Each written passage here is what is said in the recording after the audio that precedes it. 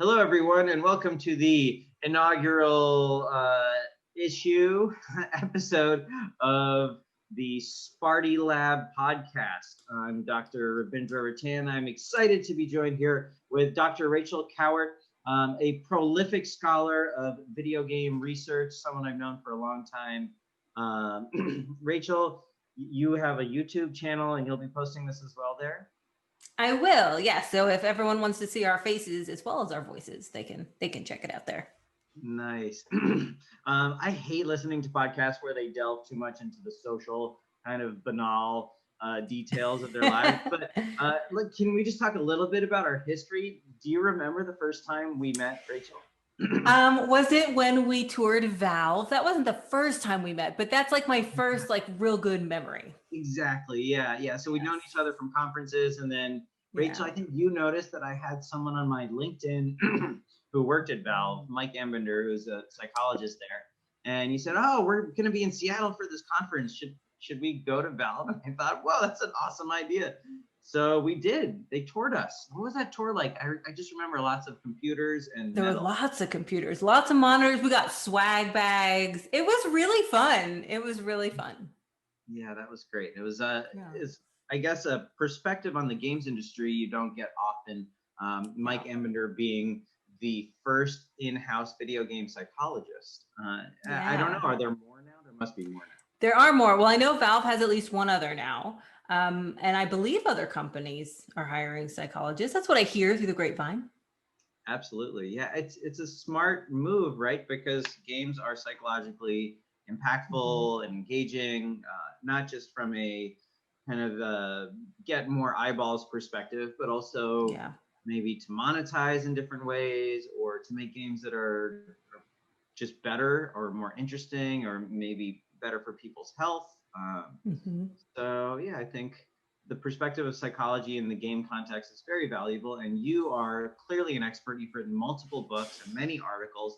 I'm so excited to be talking with you on this topic today of gaming toxicity. Yes. So your article in Frontiers for Psychology came out this year, last year, thank goodness. Yeah, 2020. Yeah. Quite recently. And just, can you tell me a little bit about how you came to the work? What got you excited about this topic in kind of comparison to your history with games in general? Yeah, I never had published before on toxicity in games, but I wrote a piece several years ago now. Oh my gosh, I was in Germany doing a postdoc. So this was 6-7 years ago, about gamer identities and how we need to reclaim this idea of gamer identity because it's associated with toxic and negative behavior. And I found myself in 2020 on the internet more, pandemic, whatnot, and seeing that the toxicity levels hadn't changed or maybe had increased. And I thought, oh my gosh, I wrote about this so long ago. How come there hasn't been a shift in the way in which, these communities are, engaging with each other and the maladaptive, toxic, disruptive behavior within them?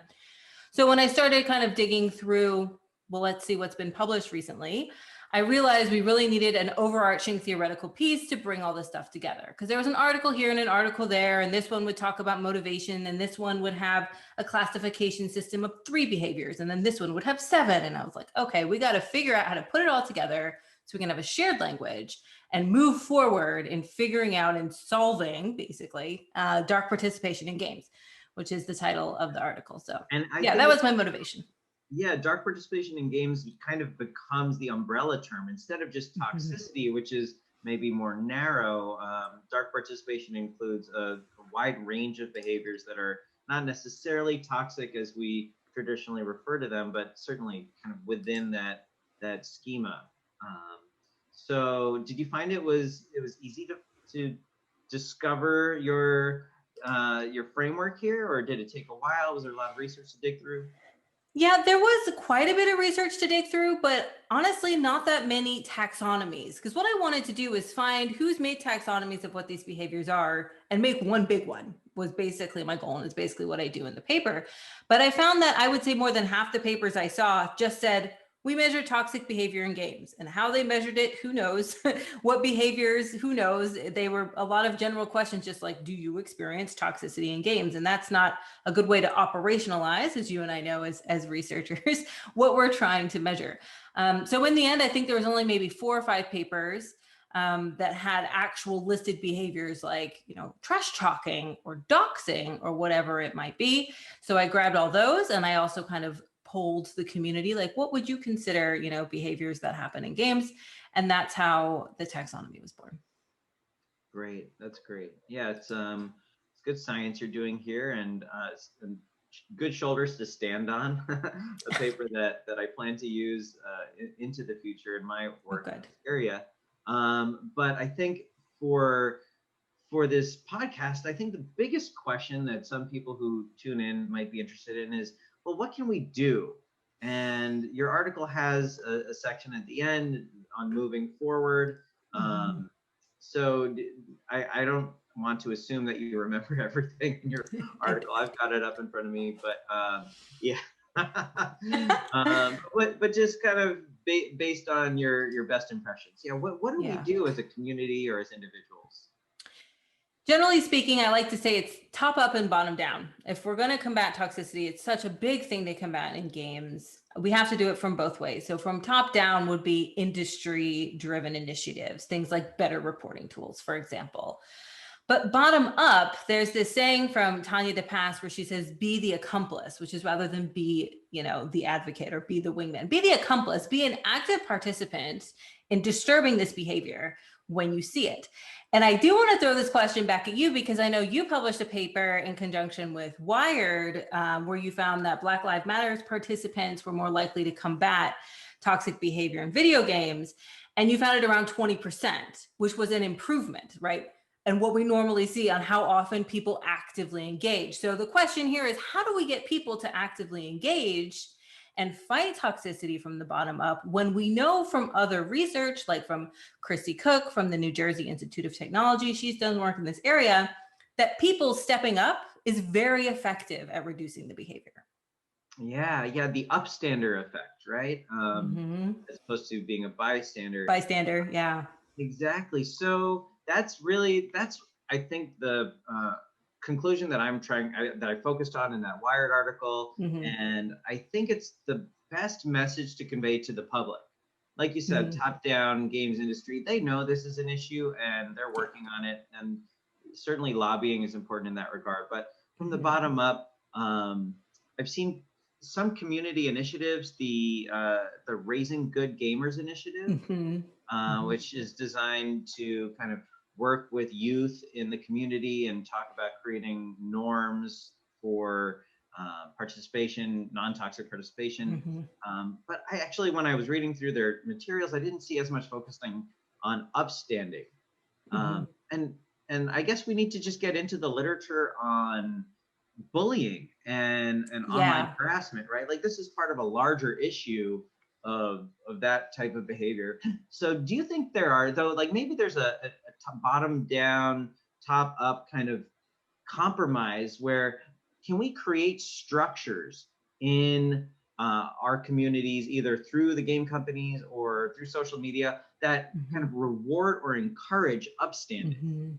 Do you know what I mean? I mean, definitely. And I think there have been some efforts to create these kind of in-game structures, not from that perspective, but from like the punishment perspective, right? So like the tribunals, for instance, who was that? I think that was Riot Games who did the tribunals. Yeah, I think so.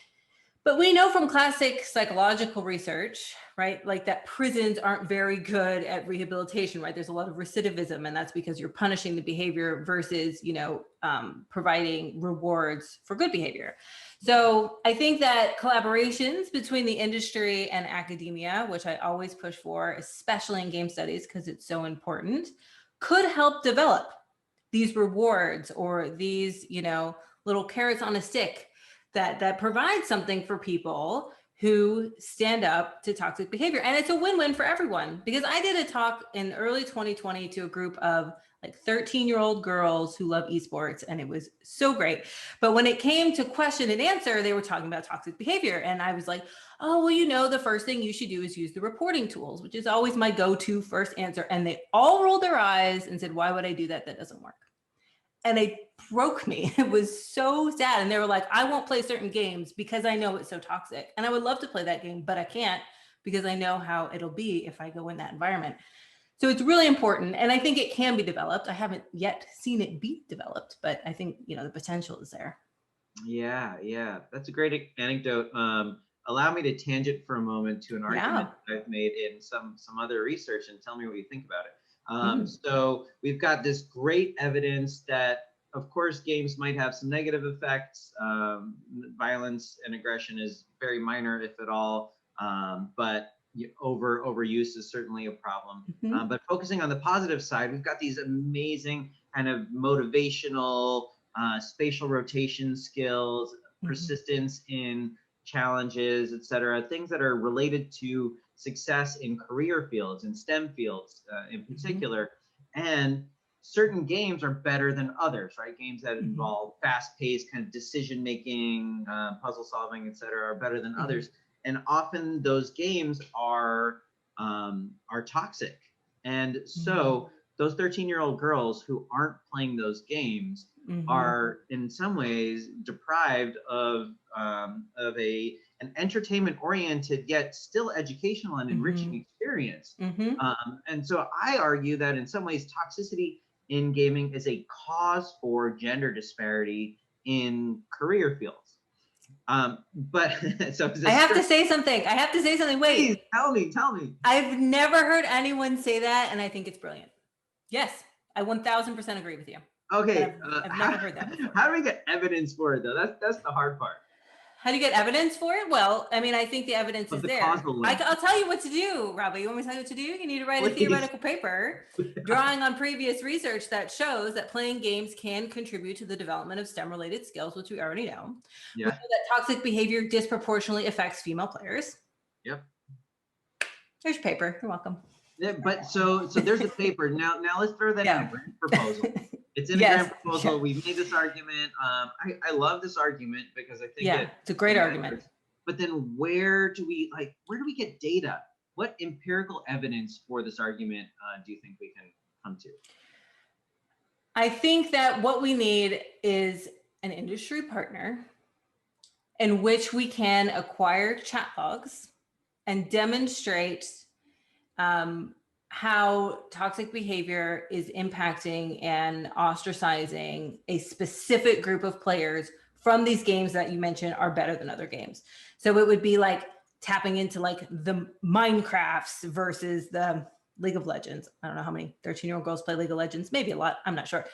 That just came off the top of my head. But you know, and have a compare and a contrast, because we know that some games are better than others, and we know that some games are more toxic than others, right? Some environments.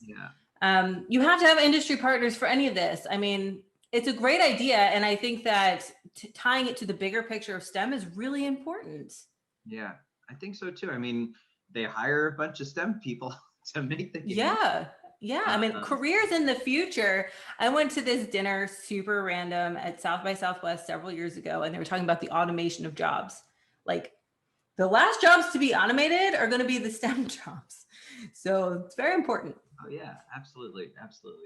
And then I think, so I like what you're saying, industry partnerships, chat logs. Wow, if they give you those, kudos on getting through the lawyers.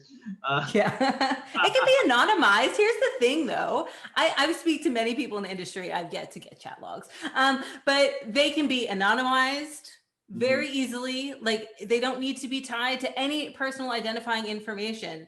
Absolutely. But the progress that we could make in understanding how this behavior plays out in games and how this behavior impacts players or perhaps ostracizes them from certain communities is invaluable. You cannot get that information without collaborations from the industry. I agree. I think in addition to logs, it would be amazing to have some sort of longitudinal pre-post type design with surveys about motivations to pursue certain careers.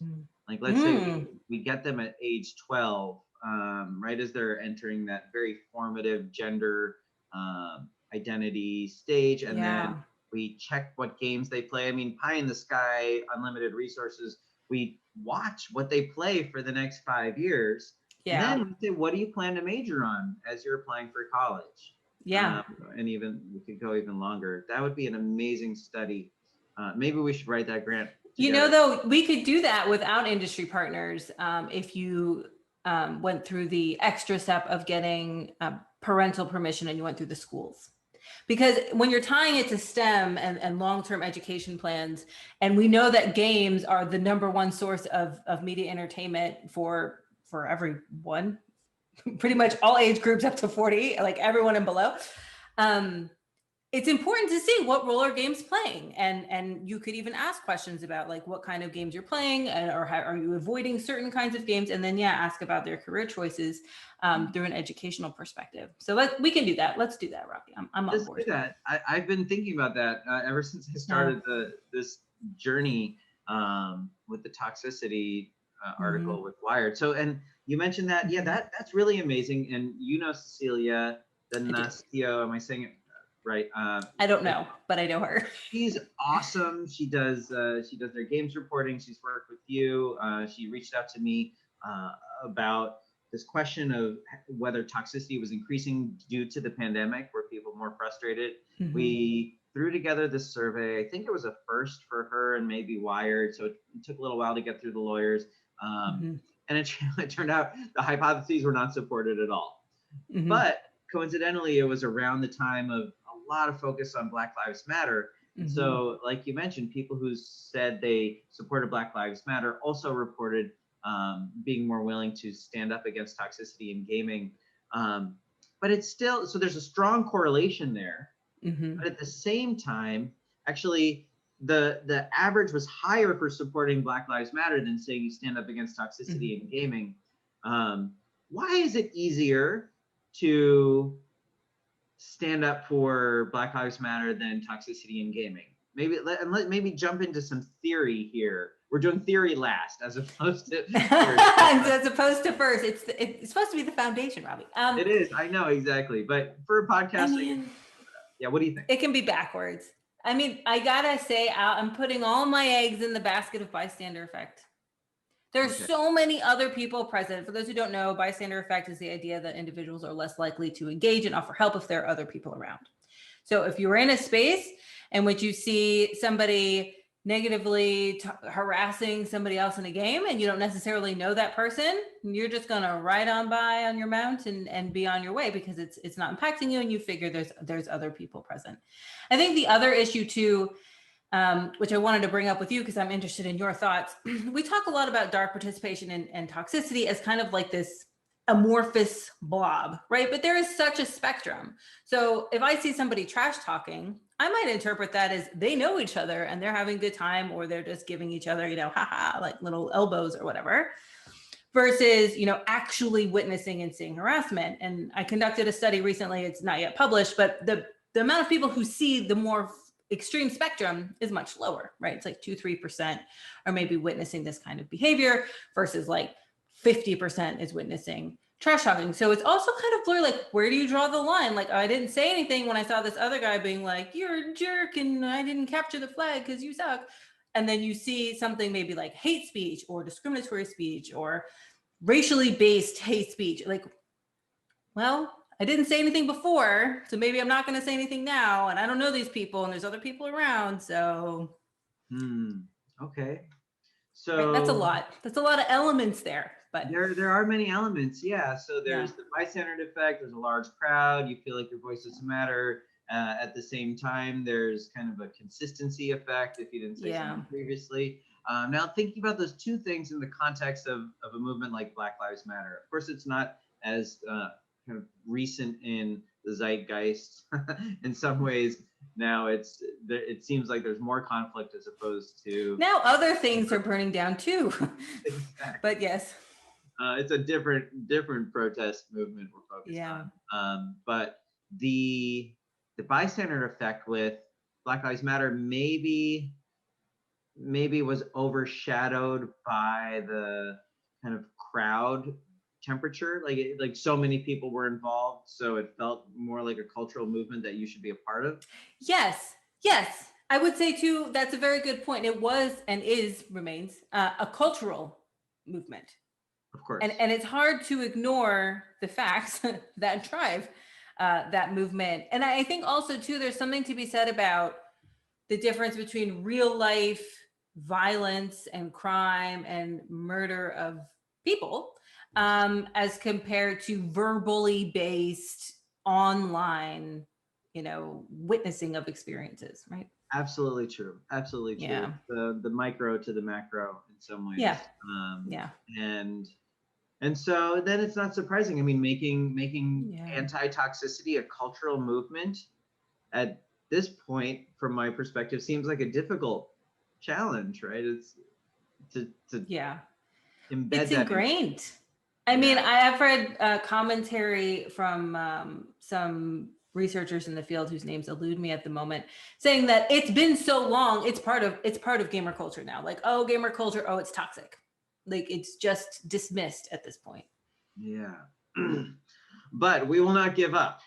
So here's what I think. Once we do this study where we have the empirical evidence and we say upstanding is the way to solve this, and we've got all these reasons that it's a problem and it's persisting, then can we take the empirical evidence to a legislative body and say, there are already potential legislation in the works for social media to reduce bullying and encourage more productive conversations there. So can we take this type of evidence to Congress? What do you think? Yeah. I mean, I think it's important, like you said, to pull the foundation from what we know about social media and cyberbullying, because we also know that games are a unique social cultural environment and should have their own specific attention put on them. Like, it's important that the research is specified around gaming cultures because it's so different. But yeah, I mean, I don't see why not. We'll have a conversation about social media regulation. You also have a conversation about games. I mean, if we want to do a little brain picking of my brain, I've been thinking a lot about alt-right recruitment in games.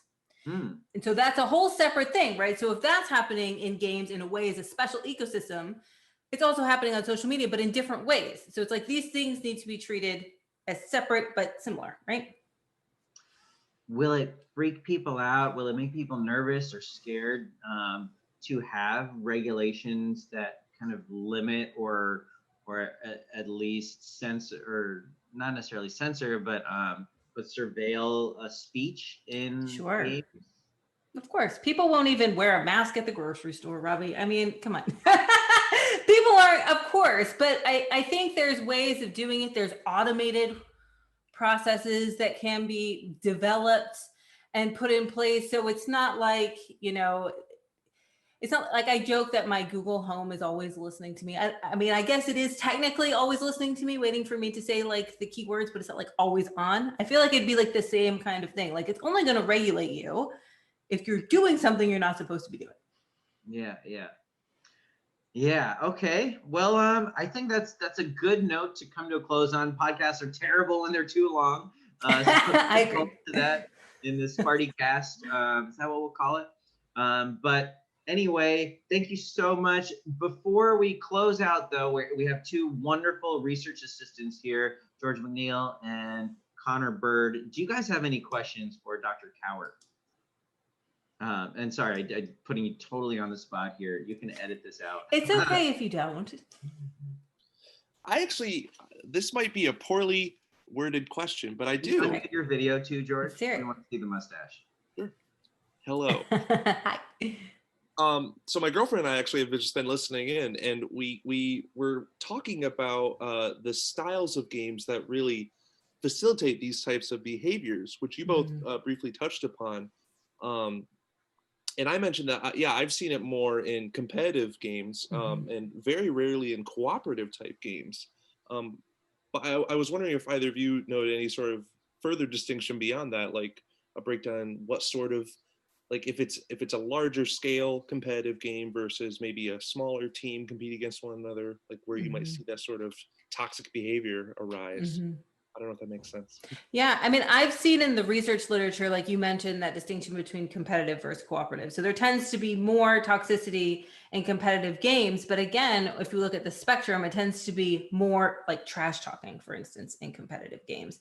And often I'm not for your own teammates. So the people you're supposed to Yes. be cooperating with. Yes, exactly. More toxicity there than there actually is against Then between the teams. That's very true. See, but this is why you need more research with industry partners, because I'm really curious whether if you have a really competitive game like League of Legends and a really cooperative game like, I don't know, Stardew Valley, it's multiplayer now, is the proportion of the more extreme versions of dark participation the same across? Because that's what I'd be curious, because I've only ever seen in comparing, talking about trash talking and the more kind of like mild behaviors. I don't know what you've seen, Robbie. Yeah, definitely. I think game type matters. One thing to consider is the way in which you compete or cooperate. So Animal Crossing, and I forget the other game that Andrew Shabilsky from the Oxford Internet Plants Institute. for Zombies. I just read that paper again the other day. And so the kind of headline grabbing takeaway is that the more you play, the better your mental health during the pandemic. But he chose these two games that are especially Animal Crossing is very, very restrictive over who you can interact with. And because of that, I read this in I think the ADL report.